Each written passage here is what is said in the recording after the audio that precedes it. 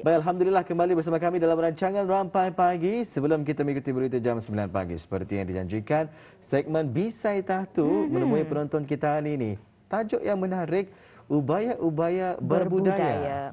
Bersama dengan narasumber kita Yang Mulia Tuan Rusli Bujang, merupakan seorang konsultan tingkah laku dan kaunselor profesional yang sudah pun hadir ke studio pada hari ini. Assalamualaikum Tuan. Waalaikumsalam warahmatullahi wabarakatuh. Apa kabarnya Nadira, ni hari terima ini? kasih. Sehat? Alhamdulillah. Bagus. Alhamdulillah. Sehat ya. Gembira sebenarnya kita ini sekali lagi ya dapat bersama dalam segmen Bisai Tahtu bersama dengan Rusli Bujang ya. Ubaya-ubaya berbudaya, satu tajuk yang menarik ya kita bincangkan pada pagi ini. Syukur alhamdulillah kalau dalam segmen lepas ni ya Tuan Rusli ada bercakap tentang teranah ataupun orak langka. Orak langka. Jadi kali ini tentang ubaya-ubaya pula. Ubaya-ubaya ini bahasa Brunei je Bahasa Brunei. Ada yang mengetahui, ada yang tidak. Nanti akan diterangkan oleh Tuan sendiri. Jadi dua rangkai kata yang sangat sinonim dengan keadaan kita ini pada masa ini. Mungkin ada hal yang menarik ya untuk kita renungkan bersama dalam segmen Bisai Tahtu. Jadi seperti biasa kita akan terlebih dahulu mempersilakan ya Tuan Rusli untuk membuat mukaddimah, memberikan mukaddimah ya ataupun penjelasan mengenai dengan signifikan ubaya-ubaya dan budaya yang akan Tuan maksudkan ini nanti. Silakan. Okay. Alright, terima kasih Wali dan Nadira. Tajuk pada pagi ini sebenarnya ada dua rangkai kata yang utama. Pertama tentang ubaya-ubaya ini ataupun dalam bahasa standardnya mungkin berhati-hatilah macam itulah. Kemudian kata budaya dalam tujuh saya gabungkan. Budaya itu saya merujuk pada sebenarnya budaya ataupun cara hidup petani lah pada masanya dan kebetulan dan juga pada sejak seminggu dua minggu inilah macam katanya tu saya lah secara peribadi merasa terpesona lah dengan majlis istiadat perkahwinan diraja lah berbagai macam-macam bentuk majlis kejadian yang ketani saksikan dan dapat ketani saksikan sendiri lah.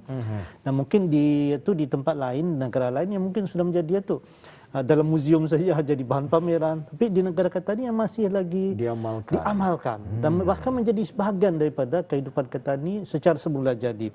Cara berpakaian cara Melayu misalnya, baju kurung, atau adalah satu orang Ketani indah janggal lah yang Ketani, satu perkara yang masih Ketani amalkan. Cara berpakaian, cara berbahasa Ketani, bersongkok dan sebagainya jadilah. Jadi itu ada sebagai konsultan tingkah laku saya perhatikan saya tu macam ada hal yang sangat signifikan lah kaitannya macam mana negara Ketani menjaga keunikan ataupun kebitaraannya tu kebitaraan adat istiadat perkahwinan Ketanian itu sampai ke hari ini. Dan itu sebenarnya selain yang memberikan gambaran tentang mentaliti, tentang personality masyarakat Ketani, dalam masa yang sama ia juga menunjukkan satu betapa tingginya nilai tamadun ataupun sejarah bangsa yang Ketani warisi sampai ke hari ini lah. Nah, ini yang ingin saya kaitkan itu artinya saya itu ubaya-ubaya itu hati-hati dengan perkembangan semasa pada hari ini. Syukur alhamdulillah Ketani ada budaya, ada pijakan Ketani yang tersendiri. Itu yang somehow membantu Ketani untuk menjaga jati diri Ketani, identiti Ketani lah. Supaya jangan terlampau itu terikut-ikut dengan perkembangan semasa pada hari ini. Ini ingin saya wujudkan itulah maksudnya itu ubaya-ubaya dengan budaya hidup, cara hidup harian ini. Tapi syukur alhamdulillah ini kan sebagai bukti lah ada istilah perkahwinan itu menunjukkan kita ini adalah sebuah bangsa yang besar, bangsa yang mempunyai kepribadian yang luar biasa dan alhamdulillah yang masih lagi kita amalkan sampai hari ini lah. Jadi bila saya menyebut tentang budaya kita, saya merujuk pada cara hidup harian ini lah. Itu tadi insyaallah akan kita kaitkan lah. Ada seorang fotografer yang menggambarkan generasi dibaginya kepada pakai angka lah generation X, Y, Z. Nah, mungkin ketika ini saya lah saya gantung dalam generation X lah, Gen X saya inilah yang lahir tahun 60-an ke 80-an macam itu. Okay? Gen X ini Anita masanya lahirnya katanya itu macam digital imigran lah, yang berhijrah daripada dunia yang bukan digital ke digital. Kemudian masa zaman saya ini juga lah lahirnya internet. Kemudian lahir lagi Gen Y yang lahir pada tahun tadi ke 90-an, 60 ke 80-an, yang 80-an ke seterusnya lah 95 lah macam tu. Ini dipanggilnya Gen Y lah. Masa ni tak lahirnya multi screen, ada social media. Nah, social media ni yang ingin saya kupas lah pada apa. Pasalnya social media ni sudah menjadikan tadi indah lagi sosial lah. Okey. Tentunya yang membantu petani untuk mengukuhkan hubungan petani, membantu mensejahterakan. Tapi dah kalau tanpa digunakan tanpa terkawal, itu yang boleh menjadi tadi lah terbalik terpulang kesannya.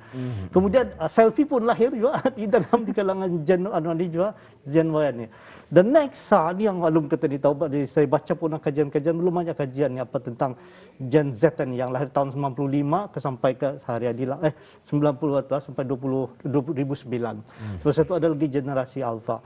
Jadi perubahan-perubahan ini kan yang saya saksikan itu, syukur alhamdulillah kita ni punya budaya bangsa kita ni yang dapat kita diwarisi, yang membantu kita ni untuk mengendalikan, mengawal tingkah laku kita ni. Kalau kita perhatikan ada istiadat perkahwinan di Raja itu, ia cukup dengan peraturannya, ia cukup dengan tertibnya, adab, tertib, di sopannya itu di peraturan. Sebenarnya itu membentuk kita ni sebagai sebuah masyarakat. Tapi tadi bila keadaan-keadaan semasa ini, contohnya social media ni tadilah, kalau ia dibiarkan suatu saya tanpa dikawal itu, hanya mungkin akan mengubah bentuk tingkah laku kita ni, mengubah cara pergaulan kita ni. Okay. So insyaAllah itu mungkin insyaAllah saya akan bincangkanlah pada pagi ini lah. Alhamdulillah. Jadi ya. Dan mungkin bila mana Tuan ada menyentuh mengenai dengan social media, walaupun ianya merupakan satu kemudahan kita ni di zaman digital era ini, tapi bagaimana kita ni handle ataupun menangani social media tersebut, itulah yang memainkan peranan sebenarnya. Bukannya social media itu baik ataupun buruk, tapi bagaimana kita ni menggunakan, adakah kita ni gunakannya di arah jalan yang baik ataupun sebaliknya. Tapi mungkin untuk soalan seterusnya ni Tuan, dapat kita ni mengetahui apa sebenarnya kepentingan memahami dinamik budaya tersebut. Bagaimana? Okey, terima kasih Nadira. Betul tadi tu, yang sebenarnya bukannya sosial media tu atau bahkan teknologi yang katanya disalahkan, tapi sebenarnya adalah petani sendiri.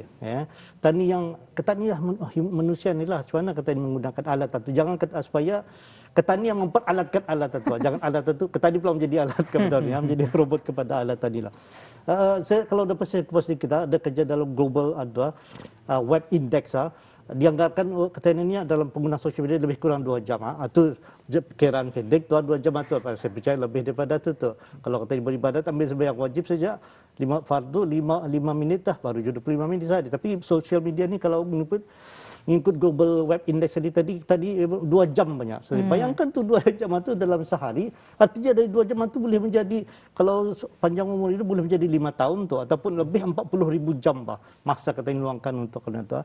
So artinya itu pengguna sosial media ni salah satu keadaan yang mungkin sekarang ini itu yang membuat kita ini connect . So tapi tentu atau insyaallah ingin dalam sepertinya kita ni melihat pada aspek yang positifnya. Cara kita ni memanfaatkan sosial media ni untuk kita ni lebih meneruskan budaya kita ni yang dulu tu, cara berhidup kita ni tu, dan hari ini kita ni jangan terlampau terikut-ikut diambil sepenuhnya budaya dari luar itu. Kemudian itu kepentingannya karena bila kita ni memahami budaya ni tadi, budaya itu bila saya budaya ni sebenarnya atau is a mental program minda kita ni, pemikiran kita ni untuk mana yang baik ataupun buruk nih mengikut kacamata budaya kita ni. Betul macam menagur orang. Kalau kita diambil pula budaya dari barat tadi, karena menagur itu macam memberikan feedback atau memberikan maklum balas tanpa mengambil kira perasaan orang lain itu satu hal yang dikira profesional tu. Tapi dalam konteks budaya kita ni akan menjaga hati itu juga. Itu antara yang dapat kita perhatikan tu daripada majlis istiadat tadi tu. Kata dia tu sangat memberikan perhatian terhadap cara kata menjalin hubungan hubungan sesama manusia, diberikan perhatian. Sebab itu dalam cara kata berbahasa, berkomunikasi, kata ni akan sentiasa menjaga hubungan yang baik kata. Itu dan itu selari dengan kehendak agama kata ni. Jadi itu budaya saya masuk ke itu adalah iaitu yang mengawal pemikiran kata ni, apa yang baik, apa yang buruk, apa itulah. Itu yang saya masuk ke budaya ni tadilah. Jadi bila kata ni dapat memahami budaya ni tadi, insyaallah kata ni akan lebih fleksibel lah. Satu menjadi jati diri kata dia di orang Brunei kata ni, bila kata ni keluar negeri misalnya orang tahu ni orang Brunei ni. Mungkin yang nampak cara berbahasa kata ni, cara berpakaian kata ni, penampilan kata ni, itu menunjukkan budaya kata dia tu. Kemudian yang kedua je tu ia yang perlu kita imbangi dengan budaya semasanya. Budaya hidup harian ni dari dulu belum sudah dia lebih menjurus kepada individualisme tu bah. Dia lebih kepada mementingkan banyak tentang diri sendiri sejak kebanyakannya itulah bersosial media tu okey kan ya, walaupun dia sosial tapi yang tentang dirinya sendiri lah kebanyakannya lah individualisme berbanding dengan kolektivisme kolektivisme ataupun dalam budaya kita itu hidup bermasyarakat bah. Bayangkan istiadat yang diperhatikan itu kan akan menjadi tanpa sokongan daripada rakyat jelata itu dan itu menjadi meriah. Dan ini elemen yang sangat penting kita ni bekerjasama bersatu dan ia perlahan semakin indahlah terhakis tapi makin berkurangan kata ni sesuaikan dengan perubahan zaman ini. Tapi ini lagi antara kebaikannya kelebihan kata ni masih dapat mengekalkan kemurniannya tu tanpa mengetepikan, tadi menghilangkan sepenuhnya, tapi masih disesuaikan dengan edaran zaman ini. Kemudian itu adalah kepentingannya lah bila kita memahami budaya itu, kita insyaAllah akan menjadi lebih fleksibel, lebih memahami juga orang lain itu. Kemudian itulah antara kelebihan adalah yang boleh saya katakan. Kemudian ada satu elemen penting macam budaya yang kalau kata dicedok saya diambil daripada baratannya dan mengakibatkan budaya ketani tadi Melayuannya. Yang dari luar tadi ia pertama sangat mementingkan persaingan misalnya, persaingan. Okay? Dan yang keduanya itu ada macam budaya ketani itu macam satu bentuk piramid lah. Macam ada strukturnya lah. So dalam piramid tadi ada yang boleh saya sebut ia mementingkan perhubungan. Budaya dari luar kata diambil ini kebanyakannya persaingan. So apapun yang pentingnya berjaya dalam persaingannya. Tapi dalam kata ini masih mengutamakan kepentingan menjaga hubungan baik itu. So ini antara kepentingannya lah. Macam mana boleh kita ni berjaya pada masa yang sama kita ni menjaga hubungan sosialisme di antara satu sama lain dengan masyarakat orang Brunei kita ni ya. Jadi alhamdulillah kita ni melihatlah sebenarnya keteguhan dan juga kekukuhan ni Nadirah ya.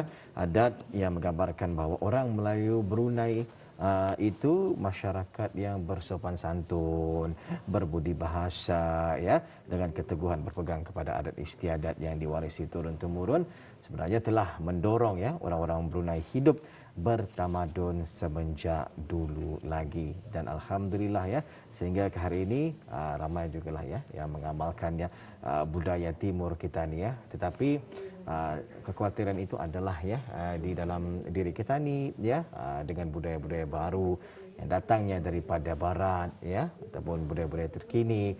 Jadi perlu berhati-hati dan juga upaya-upaya ya. Jadi apa yang boleh kita dilakukan sebenarnya ni dalam menghadapi asakan budaya yang kurang bersesuaian tersebut dan menuju masyarakat madani dan lestari. Alhamdulillah. So I think this is the key takeaway daripada perbincangan pagi ini lah. Itu yang saya masukkan itu artinya tadi itu perlunya upaya-upaya berhati-hati tadi menerima apa jua bentuk kemajuan gaya hidup baru atau perlu kita hati-hati. Kita ni perlu menyesuaikan dengan mentaliti kita ni, sesuaikan dengan masyarakat kita ni. Kita kadang-kadang lah macam bila bergaul dengan Gen Y tadi dah kadang-kadang yang pernyataan ini dia berpiwaris kata jangan menyebut nama pasal terbiasa terbiasaan itu. Apalagi dalam Inggeris kan pada yang menyebut bapaknya pun pakai namanya saya sebut je. Kita kadang-kadang ada hal-hal macam itu terbawa-bawa dalam budaya kita ni. So itu yang saya maksudkan tadi itu perlunya kita ni itu upaya-upayalah kita ni berhati-hati dan kita ni sebagai ibu bapa barangkali perlu educate mendidik pengasuh anak-anak katanya itu supaya jangan itulah tanpa terikut-ikut dengan peredaran zaman ini lah. So ada dua elemen yang saya highlight tadi. Pertama tadi tentang persaingan. Budaya hidup ada ini seolah-olah everything semuanya tentang persaingan ini saja bah. Tapi tak ada kajian mendapati sekarang ini alhamdulillah sudah beralih bukan lagi persaingan tapi lebih kepada satu bentuk kerjasama. Macam mana kalau kata ni bekerjasama, kata ni boleh berjaya bersama-sama.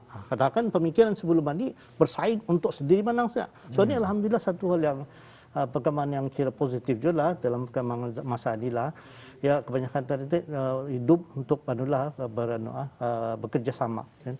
Kemudian Tapi dalam konteks Ketani Orang Melayu ini, Ketani masih lagi mementingkan perhubungan dalam pergaulan dalam pergaulan Ketani sehari-hari inilah.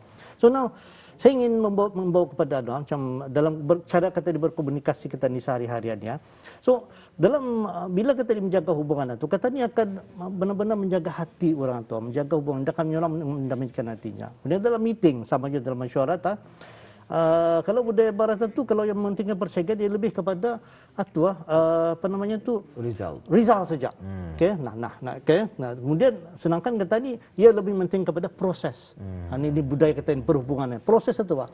Jadi bukan yang mementingkan result keputusan saja, tapi proses itu perlu dibuat dengan betul. Jadi proses ini dibuat betul, insya-Allah macam pun resultnya atau akan sesuai dengan. Artinya proses satu yang kata ni menjaga hubungan baik, menjaga dibuat dengan betul, tidak ada unsur-unsur penipuan apa dan sebagainya. Suatu yang keduanya. Kemudian yang ketiga ada saya sebut tadi itulah jangan tadi terlampau mengambil jalan hidup ya. Tapi yang sedihnya karena bila kita saya bercakap tentang saya bercakap tentang productivity, tentang motivasi, 65% ada buku-buku kita dibaca di mana di kedai-kedai buku di mana itu 65% itu adalah bila tadi tentang productivity pengurusan apa ni daripada US, daripada Kanada, daripada barat lah kebanyakannya lah.